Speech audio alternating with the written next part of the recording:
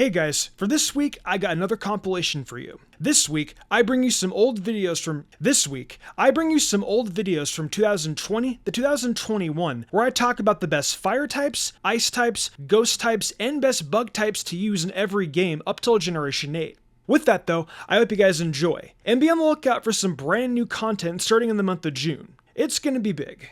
So yeah, I say red and blue and not yellow because we actually have different answers here. The choices for red and blue are their respective fire types, Ninetales and Arcanine. Unfortunately, Charizard in its debut is not a very good Pokemon at all. It doesn't really excel in Kanto to begin with, but we'll talk more about it later. Growlithe and Vulpix are available on Route 7 or 8 before you end up going to face Erica. It's a perfect placement for some fire types, and the Firestone is available in the Celadon Apartment Store right after you capture it. Vulpix learns Flamethrower at level 35, but Arcanine isn't as lucky. Growlithe won't learn it until level 50. It is what it is, as Fire Blast is at least available from beating Blaine. You can't go wrong using either of these Pokemon in your respective game. As for Yellow, this time the choice actually is Charizard. Now, as I said, Charizard isn't amazing for Kanto in the end, but in Yellow, it actually ends up being able to learn Fly, which adds to its usefulness. You're given Charmander on Route 24 for free, which is sooner than you were getting Vulpix or Ninetales. You have to buy Vulpix from the Rocket Game Corner in Yellow, and Growlithe isn't available until Cinnabar, so I consider them a bit of a wash. Really, the reality of things is that fire Pokemon don't really play all that well in Kanto to begin with. You're better off not having one anyway, as the only leader that typing can really do much against is Erica.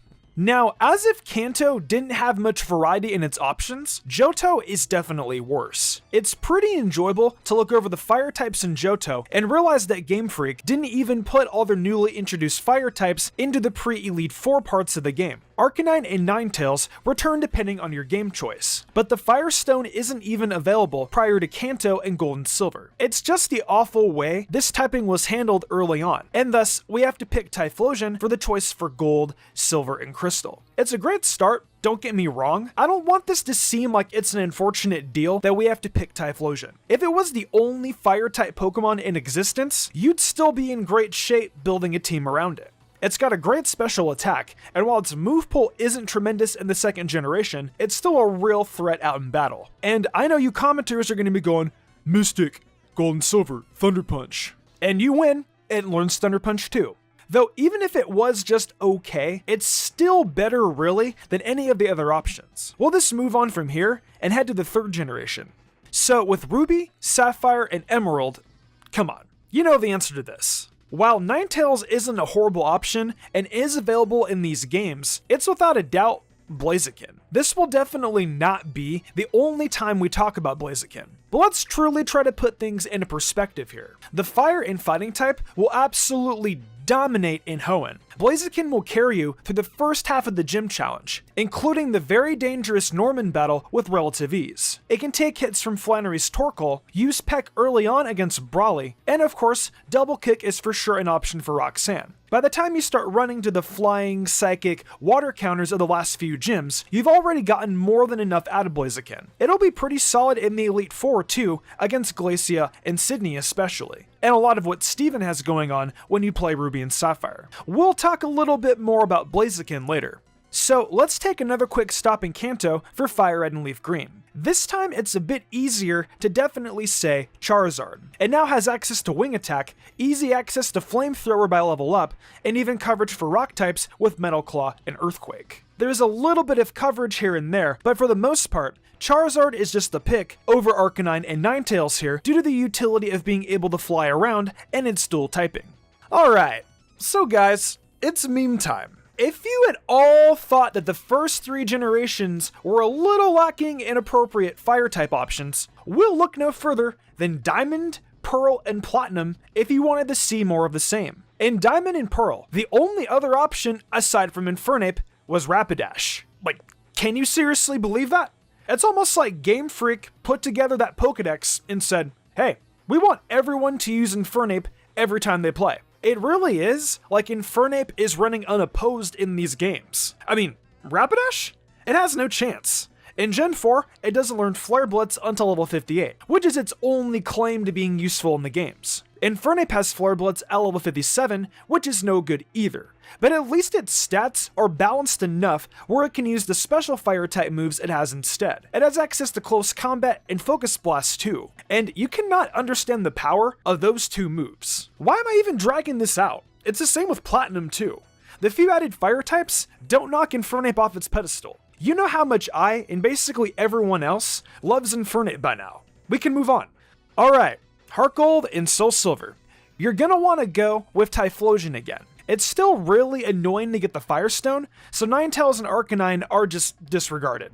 Houndoom stupidly remains a Kanto-only Pokemon, and the only Pokemon that truly challenges Typhlosion this time around is Entei. I see Typhlosion's longevity as the best thing it has going for it for sure. You can take out Bugsy with it easily, and its powerful Fire-type moves play well throughout the journey. However, if you guys believe the annoyance of chasing Entei around can be completely disregarded, I can see it as just as good of an option, if not better in some cases. Let me know what y'all think.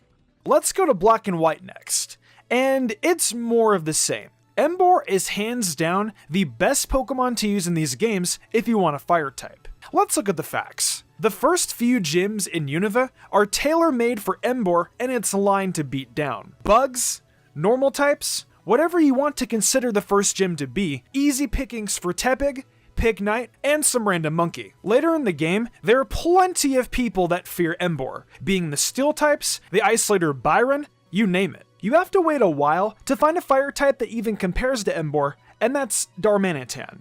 And it lacks the great secondary typing that Emboar has. Chandelure is really just too late to consider, but it's a great Pokemon as well that definitely could have challenged Emboar for the Black and White title.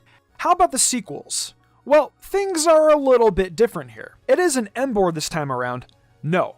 Instead, it's Arcanine. The best starter for Black and White 2 is Samurott after all, as it dominates more in the late game, and with actual fire options being available early on, it knocks Emboar out of its position. Arcanine is, as we all know, a very good Pokemon. It has base 110 physical and 100 special attack, and a nice base 95 speed. It has coverage that can be hard-skilled on with Thunderfang, and naturally, a plethora of stab moves to do good damage with. Plus, you get Growlithe fairly early on at the Verbank complex. It makes a lot of sense to trot out this majestic good boy as your Black and White 2 fire type, so I'm confident in saying it's the best. Let's move in on X and Y. And surely you guys know the answer here, right? No, sorry that guy in the back of the room, it's not Magcargo. It's going to be Charizard. How sad for Delphox. It isn't even good enough to be the best fire type in its game. Oh well.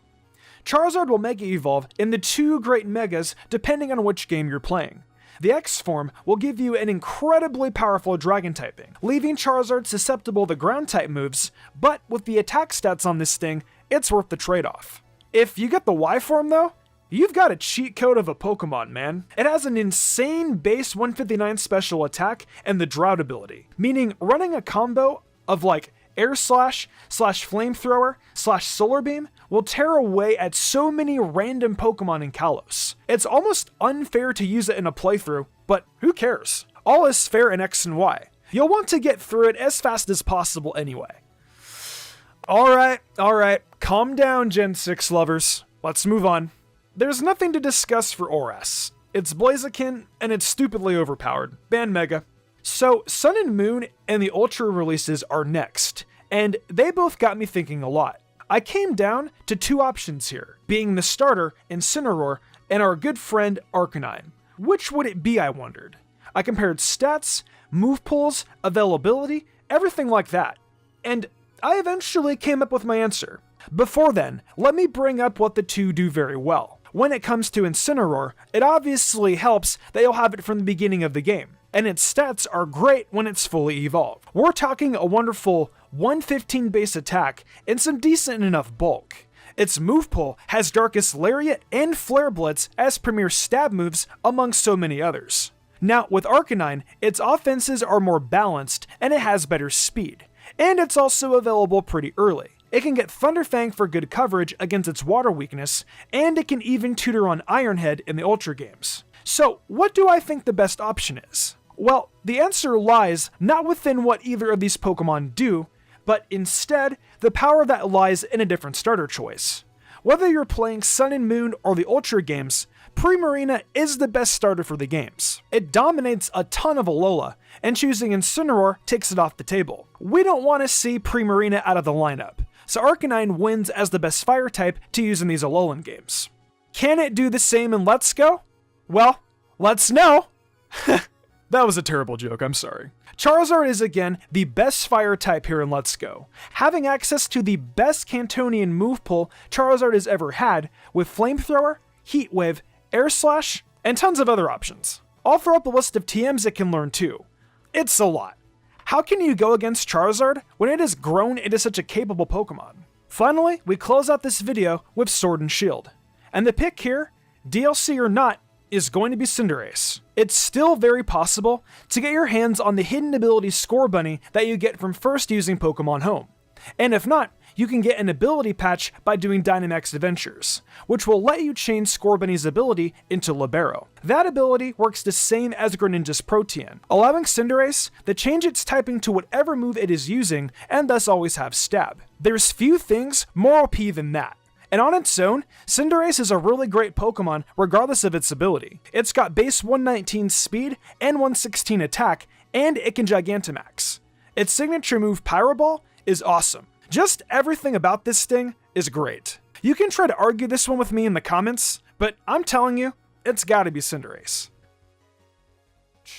We've gotta start where we always do, right back in red, blue, and yellow. The option for red and blue is going to be Jinx, as you can get it a little earlier than Lapras, which is the only real options for ice types in the first gen. You need to head down to Fuchsia City and get the Good Rod, and then fish up a Poliwag, evolve it into Poliwhirl, and head back to Cerulean and trade for the Jinx. Then you'll have Jinx and its 95 special and speed ready to use against Giovanni, Koga, and other battles going forward. In fact, I actually have the Pokemon Red and Blue Best Team Remastered series all uploaded on Mystic Zora, with plenty of action from Jinx. So if you guys want to go watch those episodes, be sure to go check those out in the description below.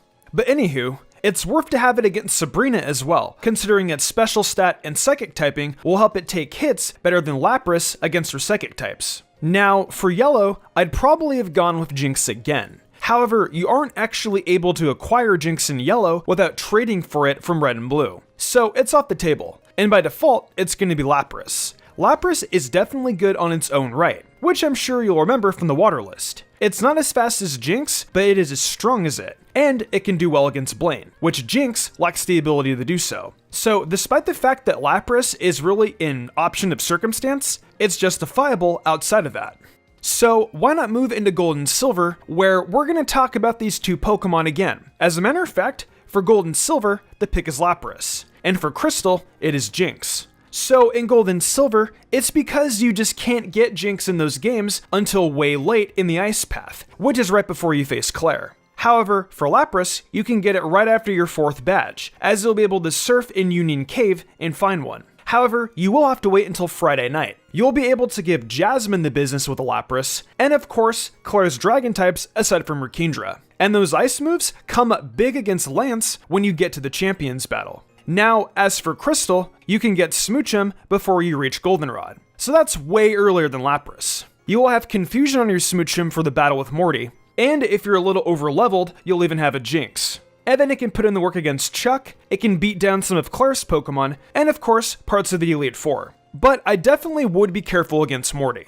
It helps that Jinx outspeeds, and is stronger than Lapras too. You might be stuck with Confusion and Blizzard until you get to Kanto, but it's no real sacrifice. Jinx is still the best option of the Ice types for this enhanced Johto.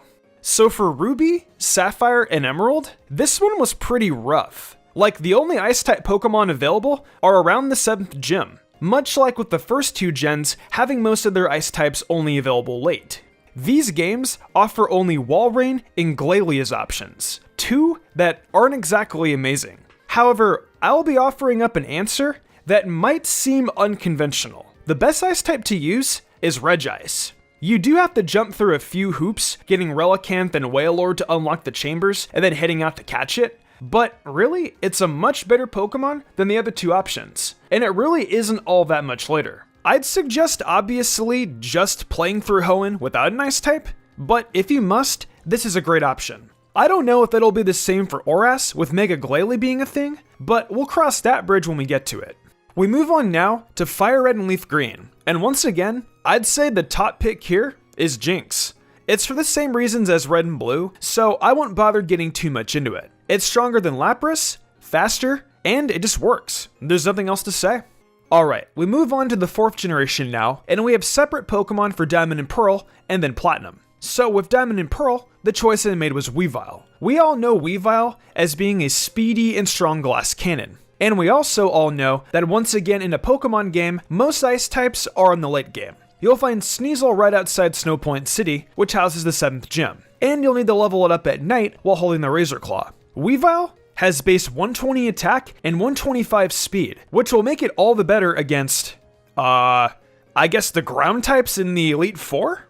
I know that Lucian uses psychic types, so the dark moves will help with that, and of course Cynthia's Garchomp is also easily beaten by ice type moves. Really, no ice type is going to help you much that late, but it's alright. As for Platinum, Weavile was an option again for this game, but it's not what I went with. Instead, I went with a superior Mamoswine. You can get Swinub on Route 217, and at level 33, it becomes a Piloswine. You'll have to head to Pastoria City to use the Move Relearner and get access to Ancient Power, and then boom, it's Mamoswine. That thing will bring ground-type moves to battle with Volkner, and then it can beat down the same Pokemon Weavile can, sans the Dark-type coverage. Mamoswine is stronger though, and can take hits much better. So yeah, it's a top-tier option. Did someone say Lapras again? No? Well, I did, and it's the option for Heart Gold and Soul Silver, as you might have guessed, considering it was the one for Gold and Silver. It's a similar situation, as Jinx isn't available until late in the games, while Lapras can still be grabbed at the same time. So you already know it. And Jinx also just isn't as good as it was in Gens 2 and Gen 3, in my opinion anyway. I looked into Mamoswine, but again, it's just too late in the game. I don't get why Game Freak designs the ice-type snowy areas in their games to be so late, as this isn't the last time this will be the case by any means. It really gives me a new appreciation for Sword and Shield, having random weather in the wild area so tons of Pokemon are available early. I will give it that.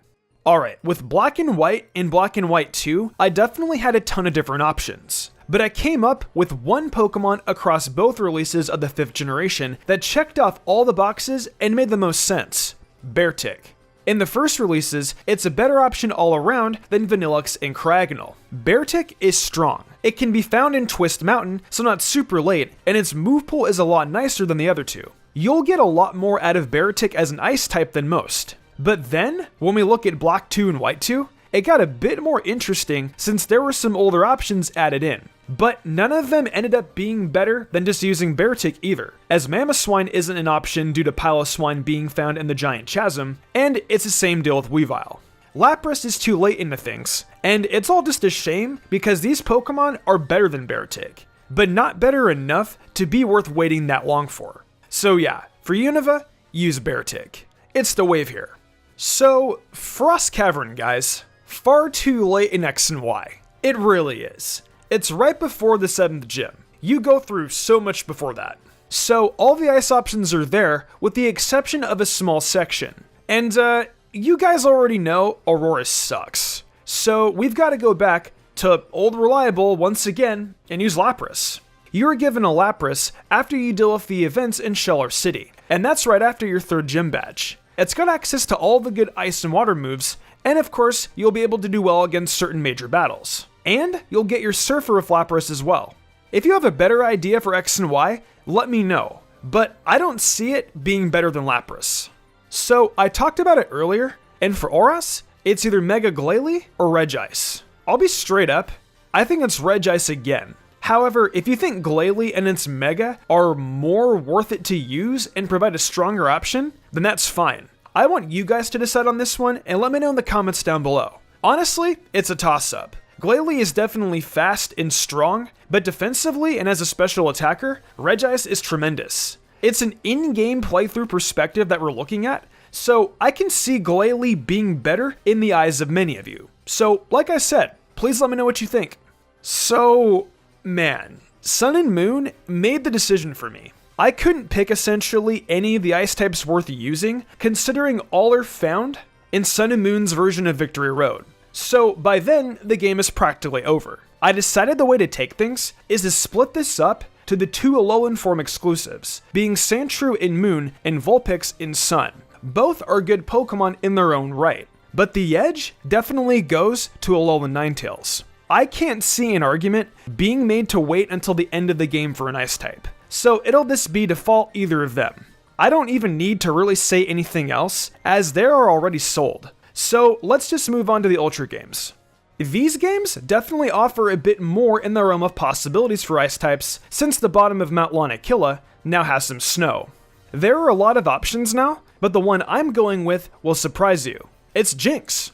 That's right, it's Jynx. And it all lies in the fact that you can get it right at the start of the game. Smoochum is available to be captured in Seaward Cave. And then by level 30, you have Jynx. So the majority of the game, you'll have a useful and strong ice type that is very successful. I feel it's worth using that over waiting until the third island to finally pull in an ice type, quite frankly.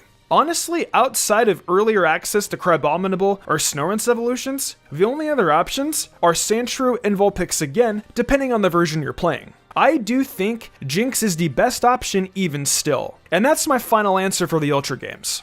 Alright, so for Let's Go Pikachu and Eevee, I'll make this a quick one. It's Lapras. Again.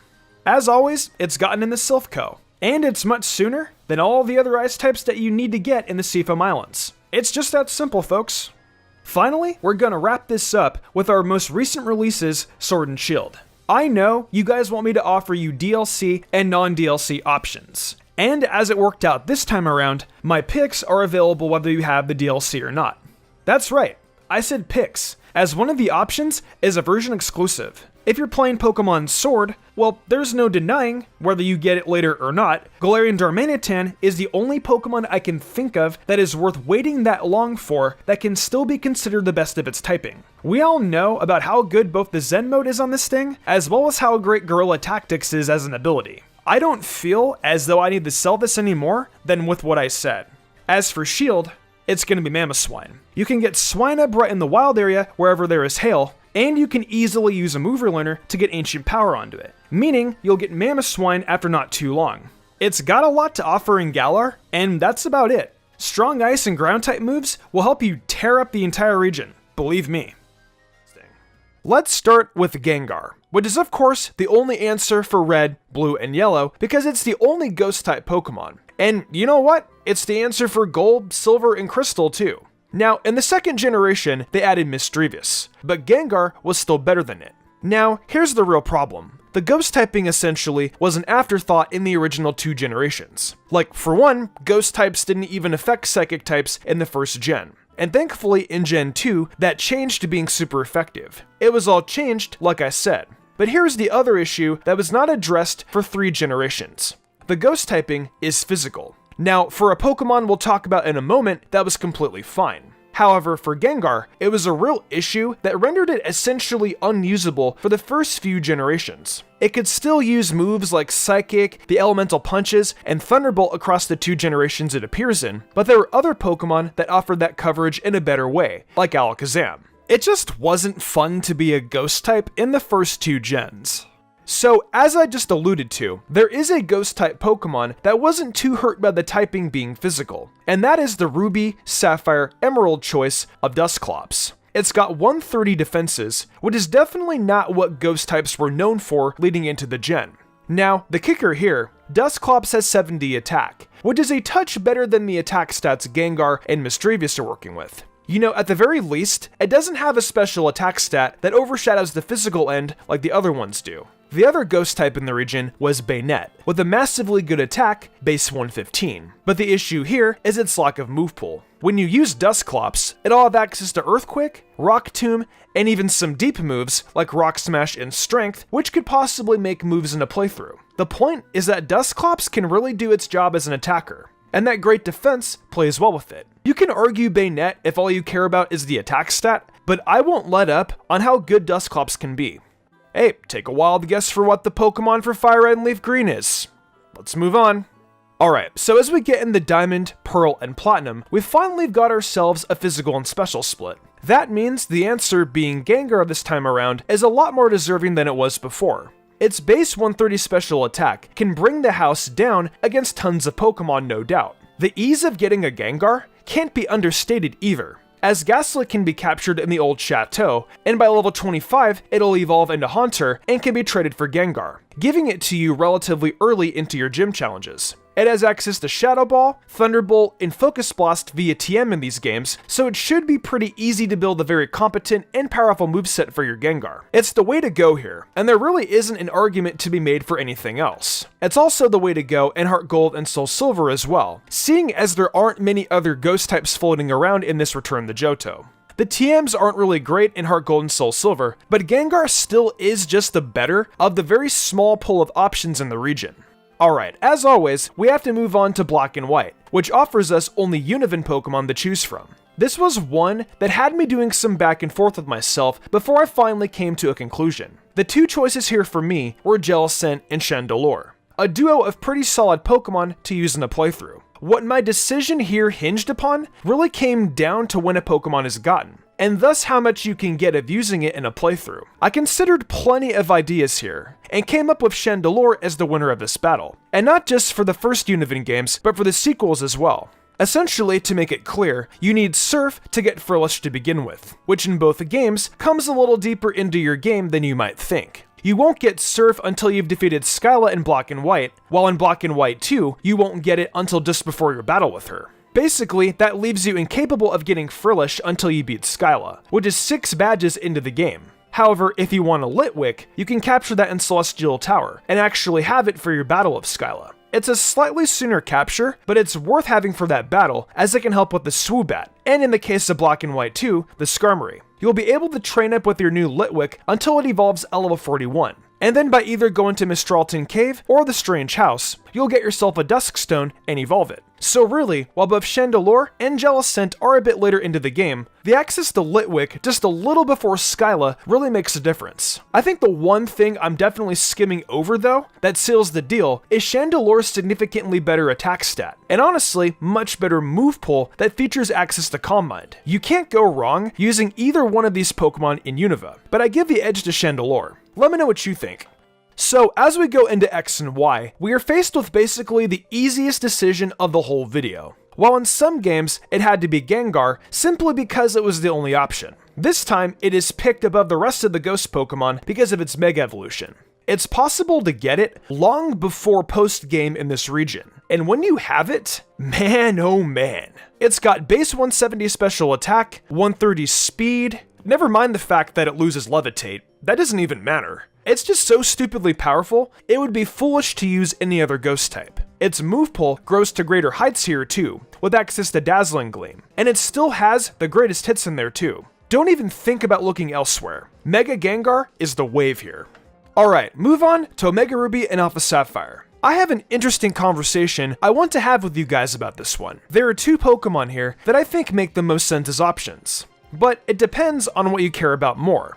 There is no Gengar in these games, so that makes us have to discuss Dusclops and Banette. The only ghost types you could get sooner are Shedinja and Sableye. And for the latter, I didn't find it worth it since it can't Mega Evolve until extremely late in the game. So you are left with Banette, which can Mega Evolve, and that's tremendous. And Dusclops, which could evolve if you were actually able to get a Reaper Cloth before the post-game. So the answer should be pretty obvious. It has gotta be Banette and its Mega Evolution, right? Well, to me, it wasn't that easy, even if Banette is one of my favorite Pokemon. I mentioned earlier in the video that Dusclops' move pool was a bit more interesting than Banette's.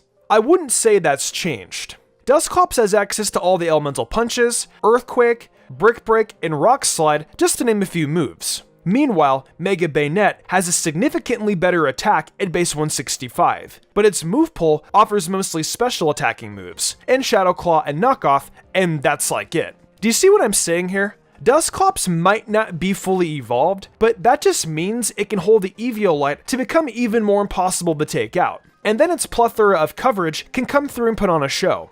It comes down to the same thing I spoke about earlier with Gen 3. You can either have Dusclops and its amazing defense and coverage, or you can use Bayonet for 2 moves only and through the roof attack. I can see merit in going either way, but I personally lean towards Dusclops.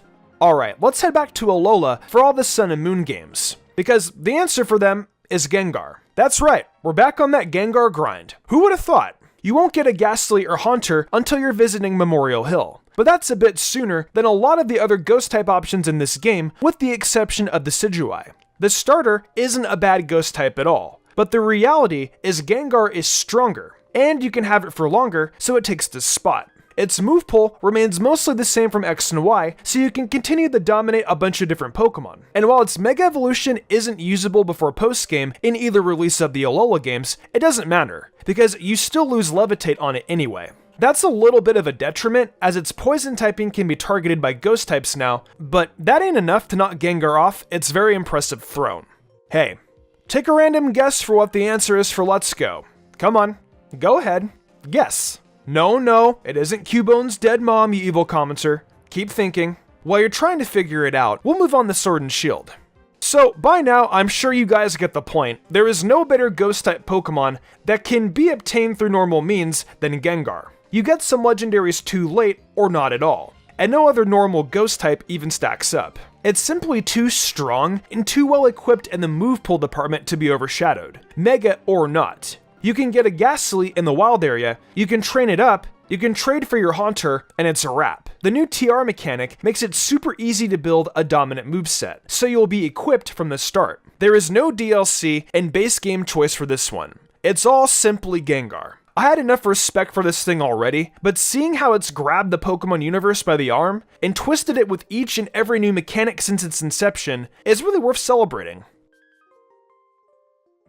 Starting off rather weak, we have the Kanto series games of Red, Blue, and Yellow, with all rather unimpressive options. Due to just a lack of available bug-type Pokemon in these games, as well as just a lack of move pool options for any of the bug types in the region. There really aren't any better good per se, but if I had to pick the best option in these games, it'd have to be Butterfree. Butterfree, like pretty much all bug types in these games, has a pretty horrendous move pool. However, the fact that Butterfree at least has some fairly okay utility moves, and moves like Stun, Spore, and Sleep Powder, at least gives it some sort of an in-game edge over all our other options. Realistically though, Butterfree winning the best bug type of Gen 1 title here, it's just the equivalent of handing it a participation trophy when you compare it to any other bug types on this list.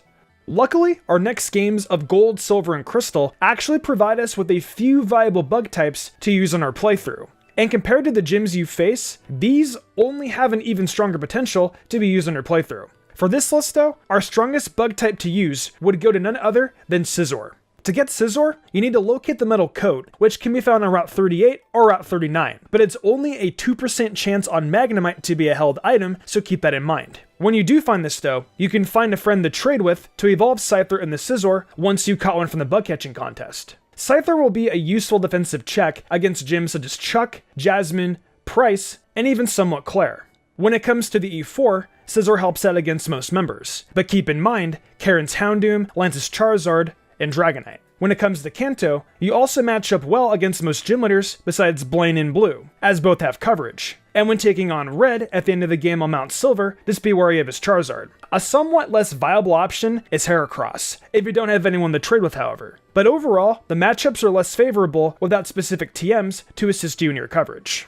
Now, going into Generation 3, we took on Ruby, Sapphire, and Emerald, where we see our first tie of the video between Shedinja and Heracross. Shedinja is advantageous, especially in the early game, since you can't actually get Heracross until the set in the gym. And it is able to utilize Wonder Guard early on to help assist it in matchups against most trainers. Shedinja also helps out a bit more against gym leaders, such as Pseudopolis for example. As Wallace and Juan both have 0 moves that affect it. If you're willing to play the long game, Shedinja, while it has a horrible moveset overall, is actually able to stall out a lot of opponents. As for Heracross, while you don't have Heracross for a majority of your playthrough, barring Roxanne and Norman, you don't really miss having it either. In these games, Heracross has access to options such as Rock Tomb and Brick Break now, which make it a far more threatening Pokemon already. We start with the Psychic twins, Tate and Liza. While Heracross is weak to Psychic, it still also hits the type for great damage. In Ruby and Sapphire, Tate and Liza only have Sorok and Lunatone, which are still both neutral to fighting anyway. Meanwhile in Emerald, they also have Xatu and Claydol, which at the very least Rock Tomb hits Xatu for super effective damage. Going on to the E4, Heracross demolishes both Sydney and Glacia's teams with ease, as you'll have options such as Brick Break and Megahorn by the time you start off the Elite Four. In Ruby and Sapphire, Heracross will also have the edge versus the champion being Steven, while in Emerald, you at least have a neutral matchup and still be able to apply a lot of pressure. There's no bad option when choosing between these two, to be honest, so let me know below which one you'd use on your journey. On to Fire Red and Leaf Green, where we have none other than Scyther as our new reigning champion of Kanto. This is a Fire Red exclusive, however, so make sure to keep that in mind. If you're using Leaf Green, you're still stuck with Butterfree, which hasn't really improved at all, besides a few nice coverage options and Compound Eyes. Bug types still have practically zero use in this gen, barring Erica, which even then, there's 0 bug type moves that actually will make Erica's gym any easier for the current time. Scyther, at the very least, will make a few mons on Bruno's team be a bit easier, as well as help versus Blue's team by killing his grass. Otherwise, Bug still proves to be an awful type in Kanto. We finally have the Generation 4 games, where Bug is no longer just a physical type, which will lead into hopefully some more variation in our selected bugs, right? Well, starting off, we have a familiar face, being none other than Heracross. Heracross is still destroying the in-game, however, it's still very difficult to encounter. You need to use the honey trees and wait for 8 hours in hopes of at least maybe getting a Heracross, making this a very time-consuming bug to encounter, but a very worthwhile one. Heracross in these games has a far greater level up moveset with Fighting Step early on at level 19, and while it lacks good bug options until level 55, for Gardenia's gym, you still at least will have Aerial Ace to beat her. The next gyms you match up well against come back to back with Byron and Candace, both of which stand 0 chance against Heracross. Bringing Heracross in these gyms should be a very quick in and out, since neither can even really remotely pressure you. Finally, if you get Earthquake from Wayward Cave, you can also have a really strong matchup against Volkner as well. In terms of the E4, your matchups aren't really stellar, besides a couple of Berthas Pokemon and then Lucian. However, Heracross can at least still be helpful with TMs like Earthquake to help make Flint a bit easier, but I would still be very careful.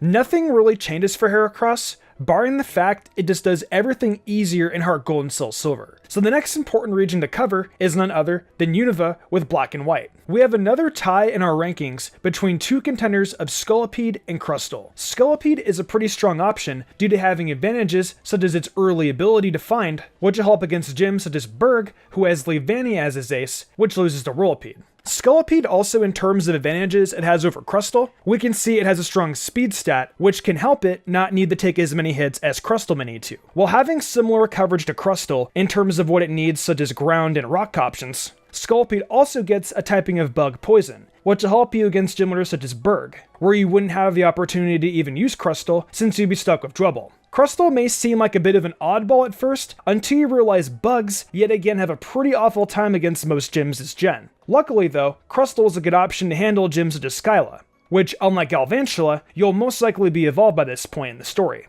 Crustle also, however, unlike Galvantula, is fairly useful against Byron as well, seeing as his team gets destroyed by any sort of rock options. You can also utilize Crustle against Caitlyn and Grimsley in the E4, and it's even fairly useful against N, seeing as his entire team would lose to X-Scissor plus Earthquake plus any sort of rock type move for Archeops. Scolipede fares pretty similarly in all these matchups as well, just misses out on a strong rock option like Stone Edge for Rock Slide, which while not bad, just hits for less damage overall. Both of these Pokemon will be strong options on your adventure, and I'm interested in hearing your thoughts for these as well.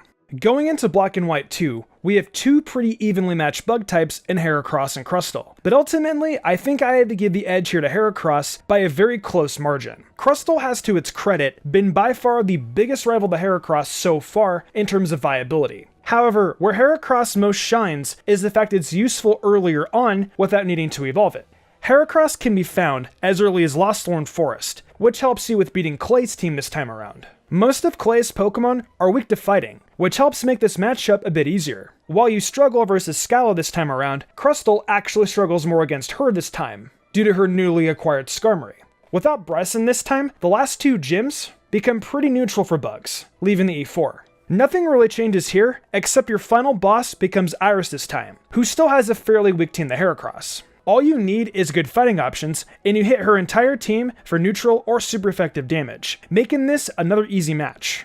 Looking at X and Y, we have Heracross making its next appearance on the list, making it its 6th total appearance here. Heracross is a Pokemon Y exclusive, however, so if you're playing X, you'll have Crusto at least, which still can be good, just is a bit more depending on TMs, where Heracross gets most of what it needs from stabs in these games. All Heracross really needs for these games is its stabs, and it can actually win against most leaders in these games. You can get Heracross before the 3rd gym, which, while it doesn't super effectively beat the leader, Heracross is still very useful, being a resist to 2 of Korrina's Pokemon. By the time you get to Ramos, you should be able to have Surf, which means you can get X-Scissor from Azure Bay, making this gym a wash.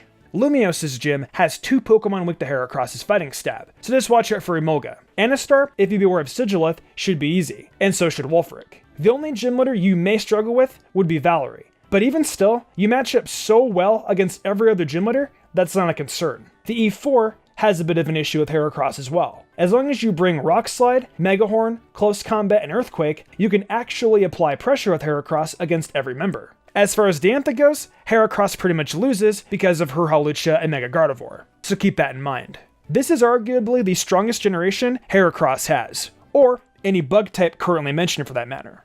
Skipping over Oras, since Heracross, like in Heart Gold and Soul Silver, is basically the same matchup-wise, only better. We now get into Alola, where we have Ribombee as the best option for your team. While you can make a case for a lot of the bugs in the Alola region, Ribombee I think is the most consistent. Ribombee has a very high speed stat and evolves reasonably early at level 25. Even as a Cutiefly, you still have good matchups versus trials like Mallows, where you can handle the Totem Lurantis for example. Or, if you're playing Ultra Moon, you also have the Alolan Raticate or Rattata. Ribombee also is great against Totem Komodo, but beware as it does have Flash Cannon, as well as a boost to every stat. Cutiefly and Ribombee also punish 2 of the Kahunas, being Hala and Nanu, neither of which have any good ways around this Pokemon. Ribombee also is your strongest option against opponents such as Lusamine, or Gladion, who at least has a few Pokemon that are hit by your typing, like Weavile and Lucario. As for the Pokemon League, you still harm Hala, who has no resist, but the rest of the E4 punishes you well.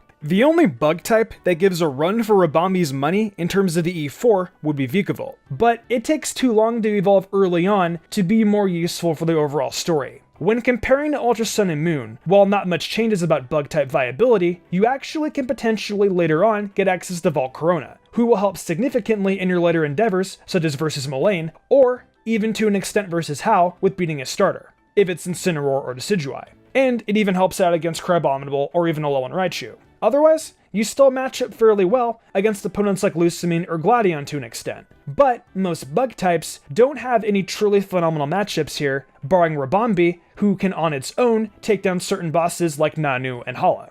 We come to Kanto, where bug types are yet again awful. There is no worse in-game generation for bugs than Kanto, due to every gym leader having a very strong edge over pretty much all bug types. The best bug here would have to be Pinsir or Scyther. This one really just comes down to the version you play, as these are the version exclusive bugs. Pinsir overall has a slight edge due to getting X-Scissor earlier on than Scyther. However, both have a few good matchups, and you'll still have this move in time for Sabrina either way, making them both pretty much as valuable here. Besides finally having X-Scissor though, neither option really changed at all here. So the edge goes to Pinsir in this gen, but Scyther is still a fairly viable alternative should you be playing Let's Go Eevee. Honorable mentions go out to Beedrill, because while it's still not as impressive, you at least do have an actual poison option this gen, such as Poison Jab, to handle the new fairy typing presented in a couple Pokemon, such as Clefable and Wigglytuff. In this game though, the typing as a whole is few and far between here, unlike in games such as Sword and Shield and X and Y.